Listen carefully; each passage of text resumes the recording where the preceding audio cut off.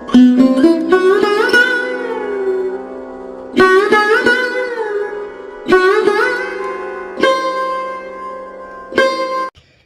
कृष्णा, जय श्री हरि, ओम नमः शिवाय। प्रिय भक्तजनों, आज बृहस्पतिवार के दिन आप बृहस्पति देव की बड़ी ही दुर्लभ कथा सुनेंगे। इस कथा को सुनने से भक्तों की सभी मनोकामनाएं भगवान बृहस्पति देव की कृपा से पूर्ण हो जाती है। तो आइए बड़े ही श्रद्धा और प्रसन्नचित मन से इस कथा को सुनते हैं। भारतवर्ष में एक प्रतापी और दानी राजा राज्य करता था। वह नित्य गरीबों और ब्राह्मणों की सहायता करता था। यह बात उसकी रानी को अच्छी नहीं लगती थी। वह ना ही गरीबों को दान देती, ना ही भगवान का पूजन करती थी और राजा को भी दान देने से मना किया करती थी।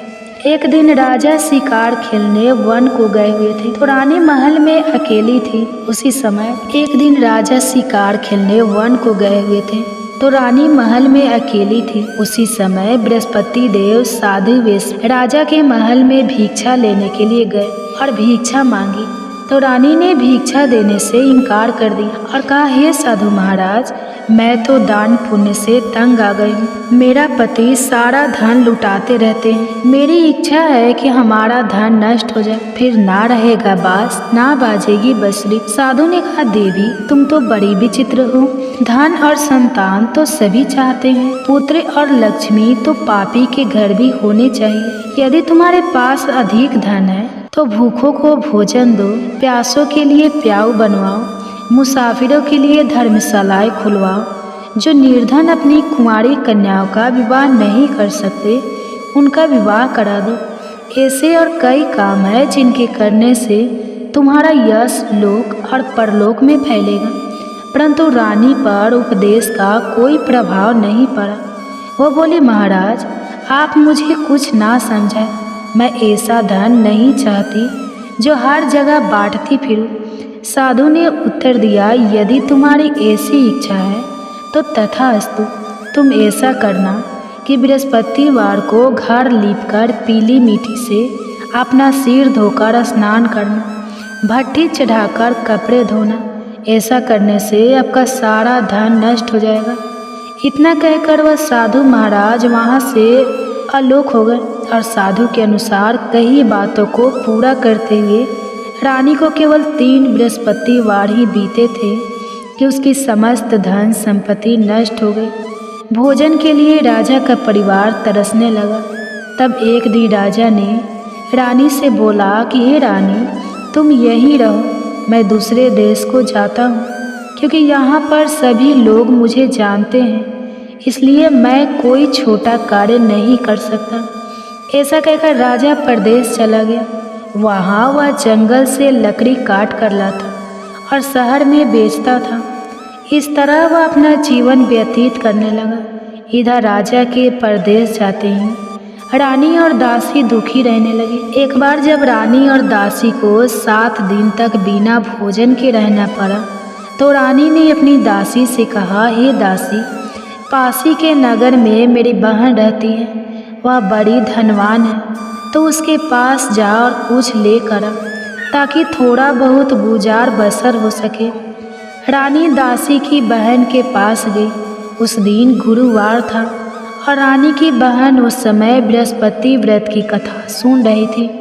दासी ने रानी की बहन को अपनी रानी का संदेश दिया, लेकिन रानी की बड़ी बहन ने कोई उत्तर नहीं दिया। जब दासी को रानी की बहन से कोई उत्तर नहीं मिला तो वह बहुत दुखी हुई और उसे क्रोध भी आया। दासी ने वापस आकर रानी को सारी बात बता दी।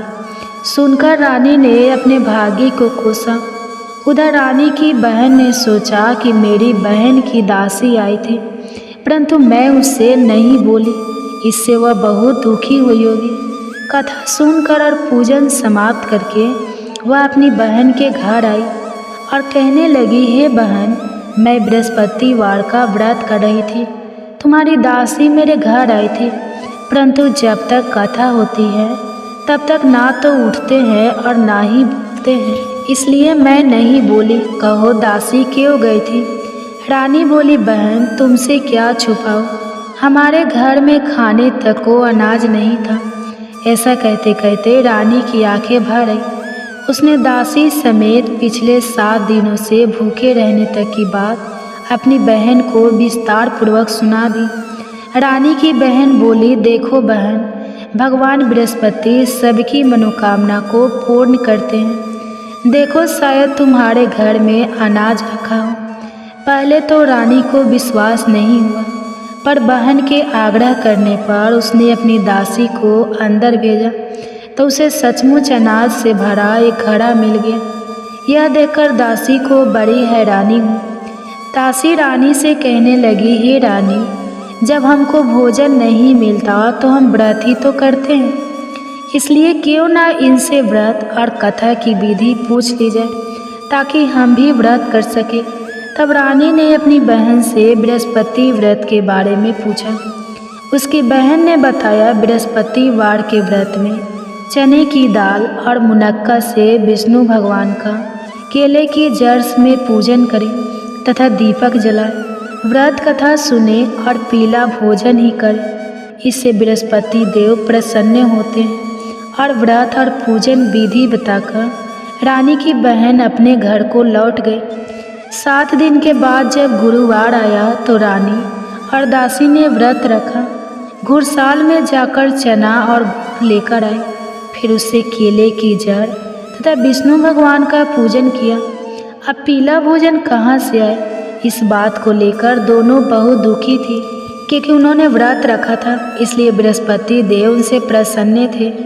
इसलिए वे एक साधारण व्यक्ति का रूप धारण करके 2 थालों में सुंदर पीला भोजन दासी को दे गए। भोजन पाकर दासी बहुत प्रसन्न हुई और फिर रानी के साथ मिलकर भोजन ग्रहण किया।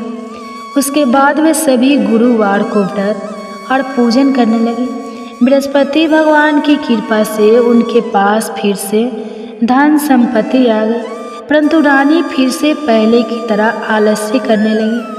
तब दासी बोली, देखो रानी, तुम पहले भी इस प्रकार आलस्य करती थी। तुम्हें धन रखने में कष्ट होता था, इस कारण सभी धन नष्ट हो गया, और अब जब भगवान बृहस्पति की कृपा से धन मिला है तो तुम्हें फिर से आलस्य होता है। रानी को समझाते हुए दासी कहती है कि बड़ी मुसीबतों के बाद हमने यह धन पाया है, इसलिए हमें दान पुण्य करना चाहिए, भूखे मनुष्य को भोजन कराना चाहिए और धन को शुभ कार्यों में खर्च करना चाहिए, जिससे तुम्हारे कुल का यश बढ़ेगा, स्वर्ग की प्राप्ति होगी और प्रीत प्रसन्न होंगे। दासी की बात मानकर रानी अपना धन शुभ कार्यों में खर्च करने लगी, जिससे पूरे नगर में उसका यश फैलने लगा। उधर एक दिन राजा दुखी होकर जंगल में एक पेड़ के नीचे आसन जमाकर बैठ गया। वह अपनी दशा को याद करके व्याकुल होने लगा। बृहस्पतिवार का दिन था। एकाएक उसने देखा कि निर्जल वन में एक साधु प्रकट हुए। वह साधु वेश में स्वयं बृहस्पति देवता थे। लकड़हारे के सामने आकर बोले, हे लकड़हारे, इस सुनसान जंगल में तो इतना चिंता मग्न क्यों बैठा है? लकड़हारे ने दोनों हाथ जोड़कर प्रणाम किया और उत्तर दिया, महात्मा जी, आप सब कुछ जानते हैं, मैं क्या कहूँ? यह कहकर रोने लगा और साधु को अपनी आत्मकथा सुनाई। महात्मा जी ने कहा, तुम्हारी स्त्री ने बृहस्पतिवार के दिन बृहस्पति भगवान का निरादर किया है, जिसके कारण रुष्ट होकर उन्होंने तुम्हारी यह दशा कर दी। अब तुम चिंता को दूर करके मेरे कहने पर चलो तो तुम्हारे सब कष्ट दूर हो जाएंगे और भगवान पहले से भी अधिक संपत्ति देंगे। तुम बृहस्पतिवार के दिन कथा किया करो। 2 पैसे के चने मुनक्का लाकर उसका प्रसाद बनाओ और शुद्ध जल से लोटे में शक्कर मिलाकर अमृत तैयार करो। कथा के पश्चाताप अपने सारे परिवार और सुनने वाले प्रेमियों में अमृत और प्रसाद को बांटकर खुद भी ग्रहण करो। ऐसा करने से भगवान तुम्हारी सब मनोकामनाएं पूरी करेंगे। साधु के ऐसे वचन सुनकर लकड़हारा बोला, हे प्रभु, मुझे लकड़ी बेचकर इतना पैसा नहीं मिलता जिससे भोजन के उपरांत कुछ बचा सकूं। मैंने रात्रि में अपनी स्त्री को व्याकुल देखा है। मेरे पास कुछ भी नहीं जिससे मैं उसकी खबर मंगा सकूं। और फिर मैं बृहस्पति देव की क्या कहानी सुनूं? मुझको तो कुछ भी मालूम नहीं है। साधु ने कहा, हे लकड़हारी, तुम किसी बात की चिंता मत करो। बृहस्पतिवार के दिन तुम रोजाना की तरह लकड़ियाँ लेकर शहर को जाओ। तुमको रोज से दुगुना धन प्राप्त, जिससे तुम भली भांति भोजन कर लोगे और बृहस्पति देव की पूजा का सामान भी आ जाएगा। बृहस्पति देव की कथा इस प्रकार है, सुनो। प्राचीन काल में एक ब्राह्मण रहता था। वह बहुत निर्धन था, उसकी कोई संतान नहीं थी। उसकी स्त्री बहुत मलिनता के साथ रहती थी। वह स्नान नहीं करते, किसी देवता का पूजा नहीं करते। इससे ब्राह्मण देवता बड़े दुखी थे। बेचारे बहुत कुछ कहते थे, किंतु उसका कुछ परिणाम नहीं निकला। भगवान की कृपा से ब्राह्मण की स्त्री के कन्या रूपी रत्न पैदा हुआ। कन्या बड़ी होने पर प्रातः स्नान करके विष्णु भगवान का जाप और बृहस्पतिवार का व्रत करने लगी। अपने पूजन पाठ को समाप्त करके विद्यालय जाती तो अपनी मुट्ठी में जौ भर के ले जाती और पाठशाला के मार्ग में डालती जाती। जब ये 100 स्वर्ण के हो जाते तो लौटते समय उनको बीन कर घर ले आती। एक दिन वह बालिका सूप में उस सोने की जौ को फटक कर साफ कर रही थी कि उसके पिता ने देख लिया और कहा, हे बेटी, सोने की जौ के लिए सोने का सूप होना चाहिए। दूसरे दिन बृहस्पतिवार था। इस कन्या ने व्रत रखा और बृहस्पति देव से प्रार्थना करके कहा, मैंने आपकी पूजा सच्चे मन से की है, तो मेरे लिए सोने का सूप दे दो। बृहस्पति देव ने उसकी प्रार्थना स्वीकार कर ली। रोजाना की तरह वह कन्या जौ फैलाती हुई जाने लगी। जब लौटकर जौ बीन रही थी तो बृहस्पति देव की कृपा से सोने का सूप मिला। उसे वह घर ले आई और उसमें जौ साफ करने लगी, परंतु उसकी माँ का वही ढंग रहा। एक दिन की बात है कि वह कन्या सोने के सूप में जौ साफ कर रही थी। उस समय उस शहर का राजपूत वहां से होकर निकला। इस कन्या के रूप और कार्य को देखकर मोहित हो गया और अपने घर आकर भोजन और जल त्याग कर उदास होकर लेट गया। राजा को इस बात का पता लगा तो अपने प्रधानमंत्री के साथ उसके पास गए और बोले, हे बेटा, तुम्हें किस बात का कष्ट है? किसी ने तुम्हारा अपमान किया है अथवा और कोई कारण हो सके तो कहो, मैं वही कार्य करूँगा जिससे तुम्हें प्रसन्नता हो। अपने पिता की राजकुमार ने बातें सुनी तो वह बोला, मुझे आपकी कृपा से किसी बात का दुख नहीं है। किसी ने मेरा अपमान नहीं किया है, परंतु मैं उस लड़की से विवाह करना चाहता हूँ जो सोने के सूप में जौ साफ कर रही थी। यह सुनकर राजा आश्चर्य में पड़ गया और बोला, हे बेटा, इस तरह की कन्या का पता तुम ही लगाओ, मैं उसके साथ तेरा विवाह अवश्य ही करवा दूंगा। राजकुमारी ने उस लड़की के घर का पता बताया। तब मंत्री उस लड़की के घर गए और ब्राह्मण देवता को सभी हाल बताया। ब्राह्मण देवता राजकुमार के साथ अपनी कन्या का विवाह करने के लिए तैयार हो गए तथा विधि विधान के अनुसार ब्राह्मण की कन्या का विवाह राजकुमार के साथ हो गया। कन्या के घर से जाते ही पहले की भांति उस ब्राह्मण देवता के घर में गरीबी का निवास हो गया। अब भोजन के लिए भी अन्न बड़ी मुश्किल से मिलता था। एक दिन दुखी होकर ब्राह्मण देवता अपनी पुत्री के पास गए। बेटी ने पिता की दुखी अवस्था को देखा और अपनी माँ का हाल पूछा। तब ब्राह्मण ने भी सभी हाल कहा। कन्या ने बहुत सा धन देकर अपने पिता को विदा कर दिया। इस तरह ब्राह्मण का कुछ समय सुखपूर्वक व्यतीत हुआ। कुछ दिन के बाद फिर वही हाल हो गया। ब्राह्मण फिर अपनी कन्या के यहाँ गया और सारा हाल कहा तो लड़की बोली, हे पिताजी, आप माता जी को यहाँ ले आओ, मैं उन्हें विधि बता दूंगी जिससे उनकी गरीबी दूर हो जाए। वह ब्राह्मण देवता अपनी स्त्री को साथ लेकर पहुँचे तो अपनी माँ को समझाने लगे कि हे माँ, तुम प्रातःकाल प्रथम स्नान आदि करके विष्णु भगवान का पूजन करो तो सब दरिद्रता दूर हो जाएगी। परंतु उसकी माँ ने एक भी बात नहीं मानी और प्रातःकाल उठकर अपनी पुत्री के बच्चों की जूठन को खा लिया। इससे उसकी पुत्री को भी बहुत गुस्सा आया। उसने एक रात को एक कोठरी में से सारा सामान निकाल दिया और अपनी माँ को उसमें बंद कर दिया। प्रातः उसमें से उसे निकाला तो स्नान आदि करा के पूजा पाठ करवाया तो उसकी माँ की बुद्धि ठीक हो गई। इसके बाद वह नियम से पूजा पाठ करती और प्रत्येक बृहस्पतिवार को व्रत रखने लगी। इस व्रत के प्रभाव से उसके माता और पिता बहुत ही धनवान और पुत्रवान हो गए और बृहस्पति देवता के प्रभाव से इस लोक के सुख को भोगकर अंत में स्वर्ग को प्राप्त। इस तरह कहानी कहकर साधु देवता वहाँ से अंतर्ध्यान हो गए। धीरे धीरे समय व्यतीत होने पर फिर वही बृहस्पतिवार का दिन आया। लकड़हारा जंगल से लकड़ी काटकर किसी शहर में बेचने गया। उसे उस दिन और दिन से अधिक पैसा मिला। राजा ने चना गुड़ आदि लाकर गुरुवार का व्रत किया। उस दिन से उसके सभी क्लेश दूर हो गए। परंतु जब दोबारा गुरुवार का दिन आया तो बृहस्पतिवार का व्रत करना भूल गया। इस कारण बृहस्पति भगवान नाराज हो गए। उस दिन उस नगर के राजा ने विशाल यज्ञ का आयोजन किया था तथा शहर में यह घोषणा करा दी कि कोई भी मनुष्य अपने घर में भोजन ना बनवाए, न आग जलाए। समस्त जनता मेरे यहाँ भोजन करने आए। इस आज्ञा को जो ना मानेगा उसे फांसी की सजा दी जाएगी।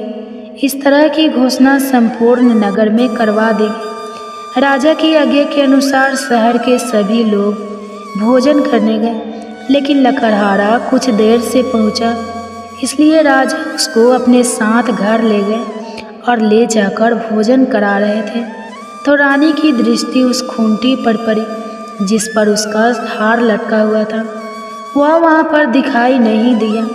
रानी ने निश्चय किया कि मेरा हार इस मनुष्य ने चुरा लिया है। उसी समय सिपाहियों को बुलाकर उसको कारागार में डलवा दिया। जब लकड़हारा कारागार में पड़ गया और बहुत दुखी होकर विचार करने लगा कि ना जाने कौन से पूर्व जन्म के कर्म से मुझे यह दुख प्राप्त हुआ है, और उसी साधु को याद करने लगा जो कि जंगल में मिला था। उसी समय तत्काल बृहस्पति देव साधु के रूप में प्रकट हुए और उसकी दशा को देखकर कहने लगे, अरे मूर्ख, तूने बृहस्पति देव की कथा नहीं करी, इस कारण तुझे दुख प्राप्त हुआ है। अब चिंता मत कर। बृहस्पतिवार के दिन कारागार के दरवाजे पर 4 पैसे पड़े मिलेंगे, उनसे तू बृहस्पति देव की पूजा करना, तेरे सभी कष्ट दूर हो जाएंगे। बृहस्पतिवार के दिन उसे 4 पैसे मिले। लकड़हारे ने कथा कही। उसी रात्रि को बृहस्पति देव ने उस नगर के राजा को स्वप्न में कहा, हे राजा, तुमने जिस आदमी को कारागार में बंद कर दिया है वह निर्दोष है, वह राजा है, उसे छोड़ देना। रानी का हार उसी खूंटी पर लटका है। अगर तू ऐसा नहीं करेगा तो मैं तेरे राज्य को नष्ट कर दूंगा। इस तरह रात्रि के स्वप्न को देखकर राजा प्रातः काल उठा और खूंटी पर हार देकर लकड़हारे को बुलाकर क्षमा मांगी और लकड़हारे को योग्य सुंदर वस्त्र आभूषण देकर विदा कर दिया। बृहस्पति देव की आज्ञा के अनुसार लकड़हारा अपने नगर को चल दिया। राजा जब अपने नगर के निकट पहुंचा तो उसे बड़ा आश्चर्य हुआ। नगर में पहले से अधिक बाग, तालाब, कुएं तथा बहुत सी धर्मशाला, मंदिर आदि बनाई गई। राजा ने पूछा, यह किसका बाग और धर्मशाला है? तब नगर के सब लोग कहने लगे, यह सब रानी और बंदी के हैं। तो राजा को आश्चर्य हुआ और गुस्सा भी आया। जब रानी ने यह खबर सुनी कि राजा आ रहे हैं तो उन्होंने दासी से कहा, हे दासी, देख राजा हमको कितनी बुरी हालत में छोड़ गए थे। हमारी ऐसी हालत देखकर वो लौट ना जाए, इसलिए तू दरवाजे पर खड़ी हो जा। आगे के अनुसार दासी दरवाजे पर खड़ी हो गई। दासी दरवाजे पर खड़ी हो गई। राजा आए तो उन्हें अपने साथ लेकर आई। तब राजा ने क्रोध करके अपनी रानी से पूछा कि यह धन तुम्हें कैसे प्राप्त हुआ है? तब उन्होंने कहा, हमें यह सब धन बृहस्पति देव के इस व्रत के प्रभाव से प्राप्त हुआ है। राजा ने निश्चय किया कि 7 रोज बाद तो सभी बृहस्पति देव का पूजन करते हैं, परंतु मैं प्रतिदिन 3 बार कहानी और रोज व्रत किया करूँगा। अब हर समय राजा के दुपट्टे में चने की दाल बंधी रहती और दिन में 3 बार कहानी कहते। एक रोज राजा ने विचार किया कि चलो अपनी बहन के यहाँ हो आवे। इस तरह निश्चय करके राजा घोड़े पर सवार होकर अपनी बहन के यहाँ को चलने लगा। मार्ग में उसने देखा कि कुछ आदमी एक मुर्दे को लिए जा रहे हैं। उन्हें रोककर राजा कहने लगा, अरे भाइयों, मेरी बृहस्पति देव की कथा सुन लो। वे बोले, लो, हमारा तो आदमी मर गया है, इसको अपनी कथा की पड़ी है। परंतु कुछ आदमी बोले, अच्छा कहो, हम तुम्हारी कथा भी सुनेंगे। राजा ने दाल निकाली और जब कथा आधी हुई थी कि मुर्दा हिलने लगा, और जब कथा समाप्त हो गई तो राम राम करके मनुष्य उठकर खड़ा हो गया। आगे मार्ग में उसे किसान खेत में हल चलाता मिला तो राजा ने उसे देखकर बोला, अरे भैया, तुम मेरी बृहस्पतिवार की कथा सुन लो। किसान बोला, जब तक मैं तेरी कथा सुनूंगा तब तक 4 हरैया जोत लूँगा, जा अपनी कथा किसी और को सुनाना। इस तरह राजा आगे चलने लगा। राजा के हटते ही बैल पछाड़ खाकर गिर गए और किसान के पेट में बड़ी जोर का दर्द होने लगा। उस समय उसकी माँ रोटी लेकर आई और उसने जब यह देखा तो अपने पुत्र से सब हाल पूछा और बेटे ने सभी हाल कह दिया। तो बुढ़िया दौड़ी दौड़ी उस घुड़सवार के पास गई और उसे बोली कि मैं तेरी कथा सुनूंगी, तू अपनी कथा मेरे खेत पर चलकर ही कहना। राजा ने बुढ़िया के खेत पर जाकर कथा कही, जिसके सुनते ही वह बैल उठकर खड़े हुए तथा किसान के पेट का दर्द भी बंद हो गया। राजा अपनी बहन के घर पहुंचा। बहन ने भाई की खूब मेहमानी की। दूसरे रोज प्रातःकाल राजा जगा तो वह देखने लगा कि सब लोग भोजन कर रहे हैं। राजा ने अपनी बहन से कहा, ऐसा कोई मनुष्य है जिसने भोजन नहीं किया हो? मेरे बृहस्पतिवार की कथा सुन ले। बहन बोली, हे भैया, यह देश ऐसा है कि पहले यहाँ लोग भोजन करते हैं, बाद में अन्य काम करते हैं। अगर कोई पड़ोस में हो तो देख। वह ऐसा कहकर देखने चली गई, परंतु उसे कोई ऐसा व्यक्ति नहीं मिला जिसने भोजन ना किया हो। अतः वह एक कुम्हार के घर गए जिसका लड़का बीमार था। उसे मालूम हुआ कि उनके यहाँ 3 रोज से किसी ने भोजन नहीं किया है। रानी ने अपने भाई की कथा सुनने के लिए कुम्हार से कहा।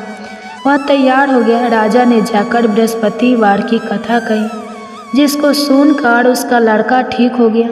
अब तो राजा की प्रशंसा होने लगी। एक रोज राजा ने अपनी बहन से कहा कि हे बहन, हम अपने घर को जाएंगे, तुम भी तैयार हो जाओ। राजा की बहन ने अपनी सास से कहा तो सास ने कहा, हाँ चली जा, परंतु अपने लड़के को मत ले जाना, क्योंकि तेरे भाई की कोई औलाद नहीं है। बहन ने अपने भैया से कहा, हे भैया, मैं तो चलूँगी पर कोई बालक नहीं चलेगा। तो राजा बोला, जब कोई बालक नहीं चलेगा तब तुम ही क्या करोगे? बड़े दुखी मन से राजा अपने नगर को लौट आया। राजा ने अपनी दासी से कहा, हम निर्वंशी हैं, हमारा मुंह देखने का धर्म नहीं है और कुछ भोजन आदि नहीं किया है। रानी बोली, हे प्रभु, बृहस्पति देव ने हमें सब कुछ दिया है, वह हमें औलाद अवश्य देंगे। उसी रात को बृहस्पति देव ने राजा से स्वप्न में कहा, हे राजा, उठो, सभी सोच त्याग दो, तेरी रानी गर्भ से है। राजा को यह बात सुनकर बड़ी खुशी हुई। 9वें महीने में उसके गर्भ से एक सुंदर पुत्र पैदा हुआ। तब राजा बोला, हे रानी, स्त्री बिना भोजन के रह सकती है, पर बिना कहे नहीं रह सकती। जब मेरी बहन आएगी तो मुझसे कुछ मत कहना। रानी ने सुनकर हाँ कर दिया। जब रानी की बहन ने यह शुभ समाचार सुना तो वह बहुत खुश हुई और बधाई लेकर अपने भाई के यहाँ आई। तभी रानी ने कहा, घोड़ा चढ़कर तो नहीं आई है, गधा चढ़कर आई है। राजा की बहन बोली, भाभी, मैं इस प्रकार ना कहती तो तुम्हें औलाद कैसे मिलती? बृहस्पति देव ऐसे ही हैं, जैसी जिसके मन में कामनाएं हैं सभी को पूर्ण करते हैं। जो सद्भावना पूर्वक बृहस्पतिवार का व्रत करता है एवं कथा पढ़ता है अथवा सुनता है, दूसरे को सुनाता है, बृहस्पति देव उनकी सभी मनोकामनाएं पूर्ण करते हैं। बृहस्पति देव उनकी सदैव रक्षा करते हैं। जो संसार में सद्भावना और सच्चे हृदय से बृहस्पति देव का पूजन करते हैं, उनकी सभी मनोकामनाएं उसी प्रकार पूर्ण होती हैं। जैसे राजा और रानी ने बृहस्पति देव की कथा का गुणगान किया, उनकी सभी इच्छाएं बृहस्पति देव ने पूर्ण की। मनुष्य के हृदय से उनका मनन करते हुए जयकारा करना चाहिए। तो प्रेम से बोलिए बृहस्पति देव की जय, विष्णु भगवान की जय, समस्त देवी देवताओं की जय। अब आप भगवान बृहस्पति देव की आरती श्रवण कीजिए। ओम जय बृहस्पति देवा, जय बृहस्पति देवा, छीने भीने भोग लगाऊ फल मेवा।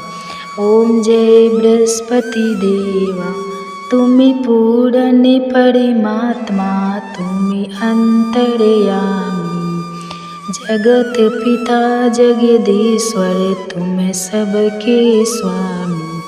ओम जय बृहस्पति देवा, चरणामृते निज निर्मल, सभी पातक हरता, सकल मनोरथ दायक, कृपा करो भरता। ओम जय बृहस्पति देवा, तन मन धन अर्पण कर, जो जन शरण पड़े, प्रभु पड़े कटे तब होकर, आकर द्वार खड़े। ओम जय बृहस्पति देवा, दीन दयाल दयानिधि, भक्तन हितकारी, पापे दोषी सबे हरता, भवे बंधन हारी।